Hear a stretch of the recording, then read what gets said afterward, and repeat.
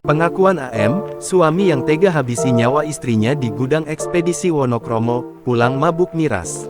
Terungkap teka-teki penemuan jasad wanita di sebuah gudang yang berada di Wonokromo, Kapanewon Pleret, Bantul.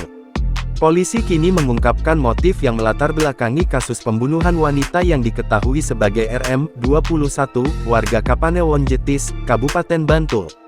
Kasat Reskrim Polres Bantul, AKP Dian Purnomo, mengatakan, tersangka merupakan suami korban yakni AM, 28, warga Kapanewon Jetis. Sebelum kejadian sempat cekcok antara korban dengan tersangka, karena tersangka pergi main dan mabuk tidak pulang ke rumah.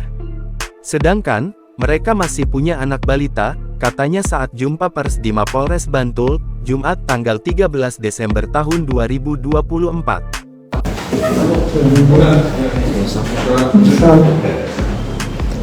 Mas, tega dengan istri sendiri itu karena apa alasannya?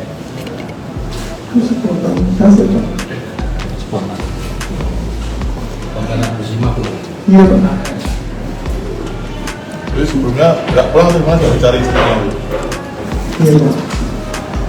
Habis kerja, kemudian kami keluar, Pak. Iya. Selanjutnya, tersangka emosi, lalu melakukan kekerasan dengan tangan kosong hingga menyebabkan korban meninggal dunia. Tersangka memukul korban hingga tidak bergerak. Modusnya, tersangka cekik leher korban dengan kedua tangannya dan posisi korban tidur miring, ungkapnya. Adapun korban mengetahui lokasi tersangka melalui handphone tersangka. Kemudian, korban mendatangi tersangka. Tersangka kemudian disangkakan pasal 338 KUHP berupa pidana paling lama 15 tahun, ujar Dian. Tersangka yang dihadirkan saat jumpa pers mengaku menyesal melakukan tindakan tersebut. Saya menyesal, tindakan pembunuhan itu dilakukan spontanitas.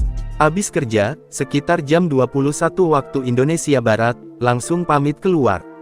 Minum-minum sampai pagi, jelasnya. Tersangka mengaku telah melakukan tindakan kekerasan dalam rumah tangga KDRT selama 2 kali ini. Pasalnya, tersangka mudah emosi.